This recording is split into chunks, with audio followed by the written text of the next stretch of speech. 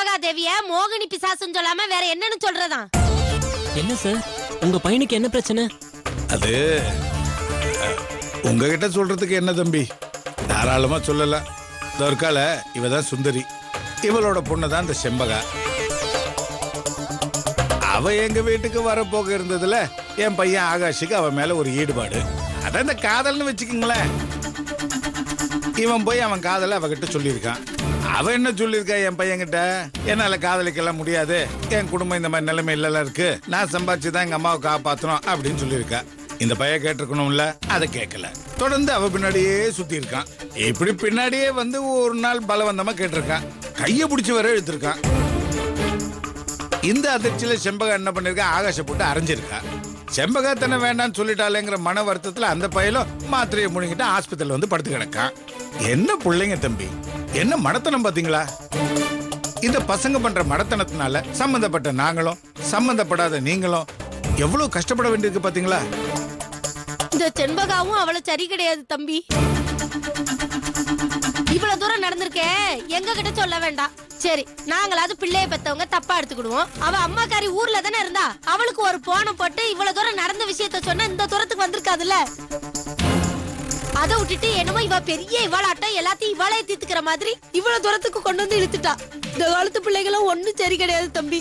ஏதோ 1-2 தான் உங்களை மாதிரி தேரும் போல இருக்கு. மீதி எல்லாம் சொத்த கடலை தான். அது என் அத்தாச்சி மாவளா இருந்தானே இல்ல நான் பெத்த பிள்ளையா இருந்தேன்னடே, ஒரு காசுக்கு பெறாது. இருக்கு செம்பகா வரா.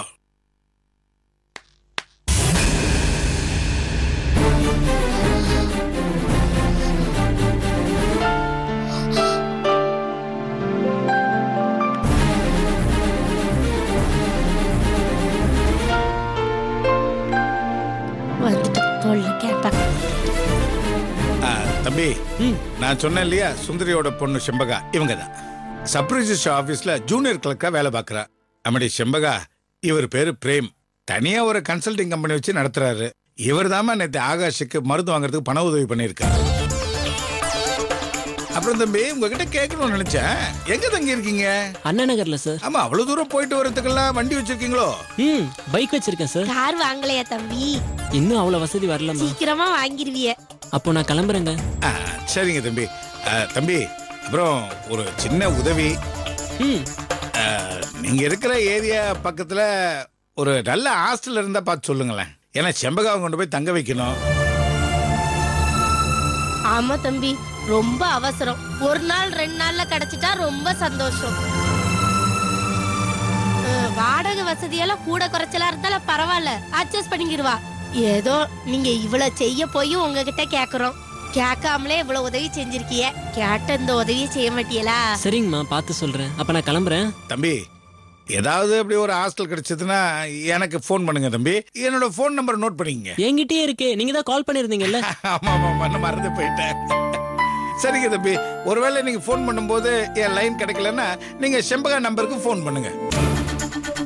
ஆமா, உன் நம்பரை சொல்லுமா, தம்பி நோட் பண்ணிக்கிட்டோம். 1 செகண்ட். 99. சொல்லுங்க.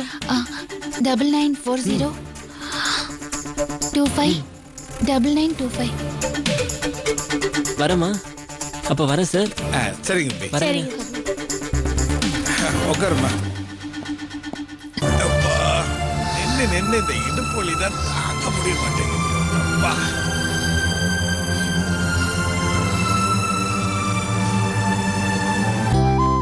அந்த பையன் ஏதோ லவ் மேட்டர்ல தான் சூசைட் அட்டம் பண்ணிட்டான்னு ஏற்கனவே எனக்கு இளமாறன் சொல்லிட்டான்.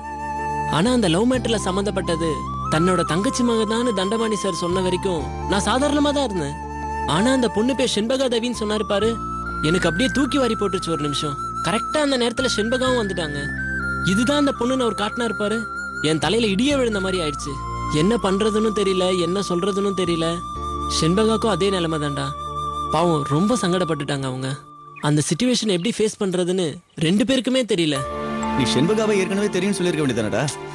சொல்லியிருந்தா செண்பகாவோட அத்தை செண்பகாவை கடிச்சே துப்பியிருப்பாங்க.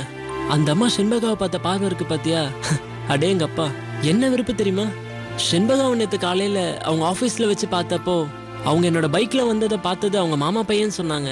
பிரச்சனையாயிடுச்சுன்னு வேற சொன்னாங்க. ஆனா என்ன பிரச்சனை அப்ப எனக்கு தெரியாது. இதெல்லாம் நடந்ததுக்கு அப்புறம் தான் இந்த விஷயம் எவ்வளவு சீரியஸ் ஆயிடுச்சுன்னு எனக்கு புரிஞ்சுது. ஒருவேளை செண்பகம் என்னோட பைக்ல வந்ததை பார்த்துதான் அந்த பையன் இந்த முடிவுக்கு வந்தானான்னு தெரியல. ஆனா இப்படிலாம் இருக்கலான்னு செண்பகாவோட அத்தைக்கு தெரிஞ்சதுன்னு வச்சுக்கேன், அவ்வளவுதான். செண்பகா அத்தோட க்ளோஸ். அதனாலதான் செண்பகாவை தெரியாத மாதிரியே காட்டிக்கிட்டேன். கரெக்டு தான். இந்த விஷயம் தெரிஞ்சிருந்தா செண்பகா மட்டும் இல்ல, நீயும் க்ளோஸ் தான். உன்னையும் அந்த அம்மா விட்டு வச்சிருக்காது. பாவண்டா செண்பகா. செண்பகா தான்டா கால் பண்றாங்க. சரிடா, நீ பேசிட்டு வா. ஹலோ, சொல்லுங்க செண்பகா. நான் ஹாஸ்பிட்டல்ல தான் இருக்கேன்.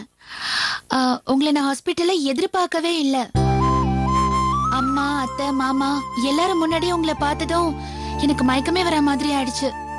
அத்தை இன்னைக்கு என்ன காலி பண்ண போறாங்கன்னு நினைச்சேன். அந்த மாதிரி எதுவும் ஆயிடக்கூடாதுன்னு தான் நான் உங்களை தெரியாத மாதிரியே காட்டிட்டேன். நீங்க எதுவும் தப்பா எடுத்துக்கலையே. சேச்சே, நீங்க ஏற்கனவே என்ன தெரியும்னு சொல்லியிருந்தாதான் தப்பா இருக்கும்.